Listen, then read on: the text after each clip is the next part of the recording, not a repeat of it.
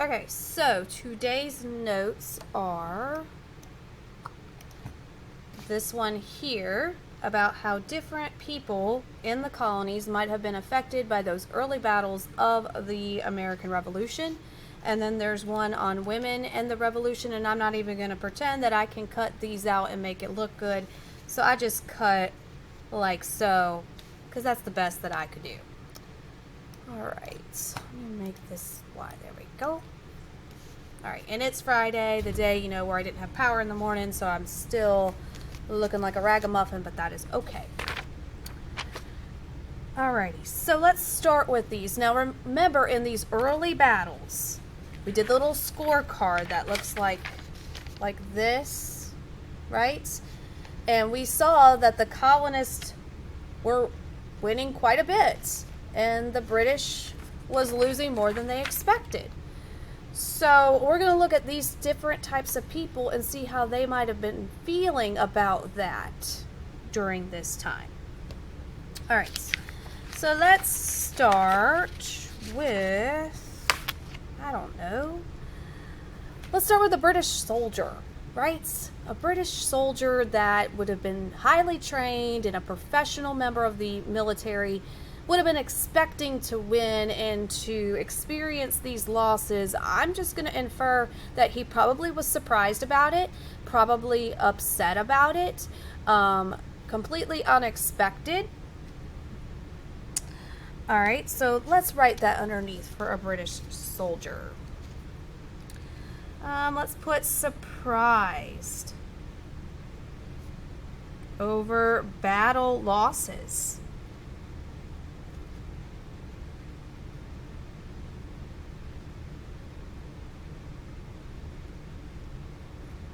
That should be 2 S's.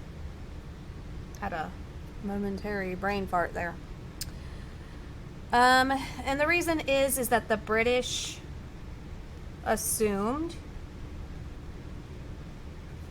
with all their training, their high numbers,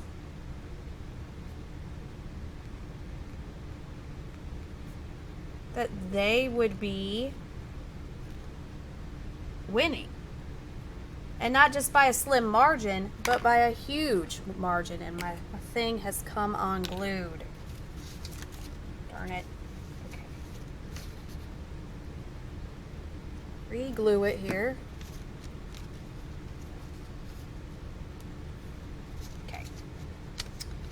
All right, if you need to pause it, you can do so. Otherwise, I'm going to move on to a member of the militia, which they mean the Colonial Army here. Or American, however you want to say it, because they were the American colonies, the American Colonial Army. Well, I know if I were a member of that military and we were getting all of these wins, despite the fact that we were lower in number, not as adequately trained, I would be quite pleased with this. I would also be surprised, but I would be pleased and probably pumped up. And that would make me probably fight even better because of the successes that I was experiencing and how confident I was feeling. I will probably fight even better. So let's say they had high spirits and confidence.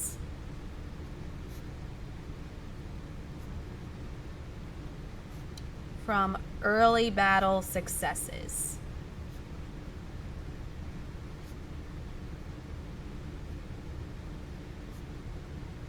So they were quite pleased about it, right? Makes perfect sense. We can easily put ourselves in their shoes and understand how they might have been feeling this way. I'm gonna close up a British soldier there. All right, let's talk about people who wouldn't have been in the military, but would have been seeing this happen all around them. Let's start with the merchant in the colonies. Now, a merchant would be like a salesman. He has a business. He's trying to sell things. There's war happening around his business. I don't think he would have been too thrilled about this. Probably impacting his business for sure. War tends to impact the economy and businesses in a negative way.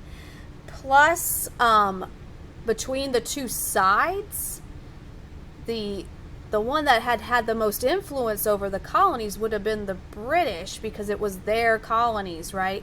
The colonies existed because Great Britain allowed them to exist, and it expected them to trade only with Great Britain, or they were going to charge, higher taxes and things like that. So a merchant, I feel like a merchant would be a little bit more on the side of the British, at least especially in the beginning. And then maybe as he was seeing these guys becoming more successful, he'd be like, might want to rethink which side I'm leaning towards here. So I feel like this person might be influenced by who's winning and being successful in the war. I feel like that would impact his business in a positive way, to be on the right side of the war, if that makes sense.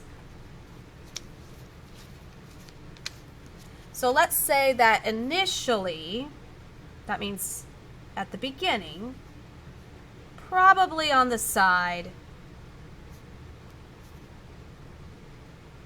because they're on their side, right? The merchant's on his side. He wants to be successful. He wants to make his money. So he's going to take the side that's going to help protect his business and his money. So initially, probably on the side of the British. But after Colonial Army successes,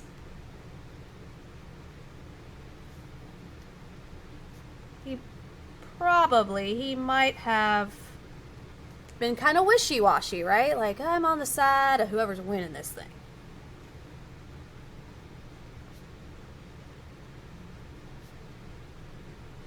Wishy-washy. Never thought I would write that down in notes at school. But wishy-washy meaning that I'll be on the side of whoever's doing well here. And he's looking out for himself. I mean, we can all understand that. If you're a business owner, you want to protect your business. You want to protect your source of income, because you rely on it. Your livelihood depends on it. All right, a farmer. Oh, boy. I think a farmer would have been the least thrilled about this situation, because fighting would be tearing up his fields, messing with his farm, because the battles took place all over the place. And I feel like that might endanger his crops, which would also endanger his profit. I think of all of these, this guy is probably the least happy with this situation. So, also, like we're seeing with this whole Ukraine and Russia situation, troops need to be fed. They walk by your farm, you might grab some of your crops, they might grab some of your animals. So, I mean, there's a lot here that I think the farmer would have to worry about.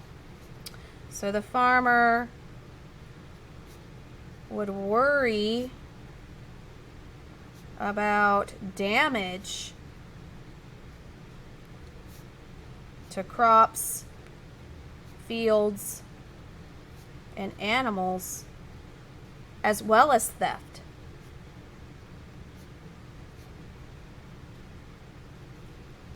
Yeah, and his livelihood relies on his crops staying intact and his animals being alive and producing milk or producing the meat at the right time, not at the wrong time.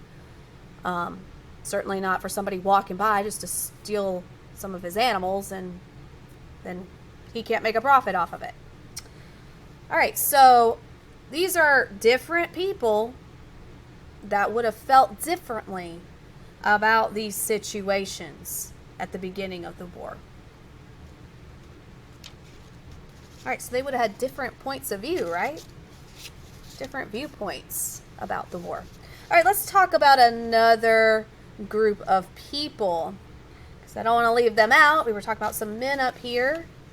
Let's talk about women.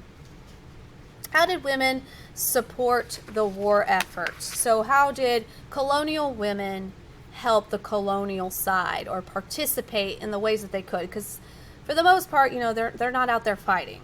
I'm not going to say it didn't happen, but very, very rare if it did. Okay. Let's see.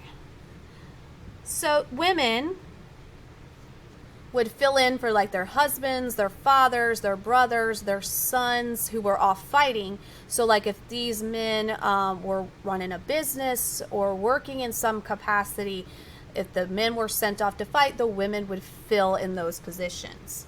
So women would fill in while men were away. And we know away where? Away fighting. They weren't away on a cruise.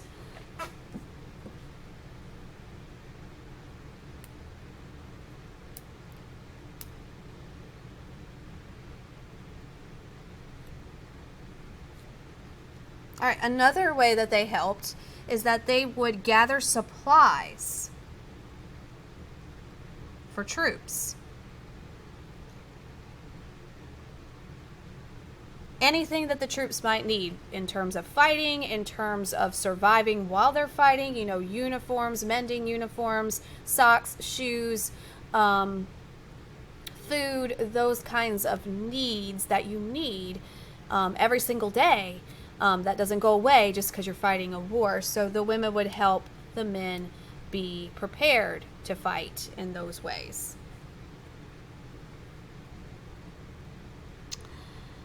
All right. Colonial women also wrote poetry and other forms of literature to support the war. So they let their voices be heard, that they were on the side of the Colonial Army and that they were supporting what the Colonial Army was doing.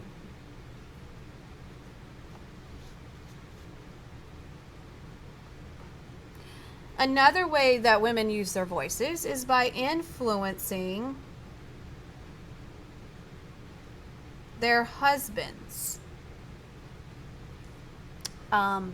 So maybe encouraging them to keep at the fight, reminding them of why it's important to fight, because, you know, fighting in a war can be very troubling for the person doing it. So being that support system at home was important.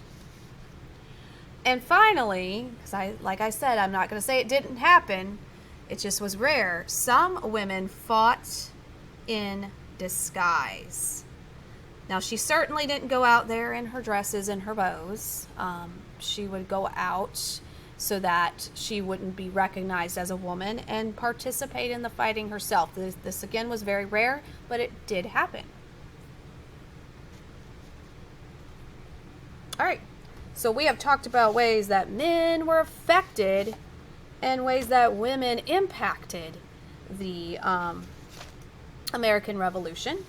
So that's going to be it for today's notes. Make sure your name is on this. I don't want to play Guess the Student. I have like 2 from last week that I don't know who did it, and I have everybody checked off in the grade book. So once again, I think there's a ghost in here taking notes. I don't know, or someone's doing it twice for some odd reason. But make sure your name is on this. Put these in the basket, and that's a wrap.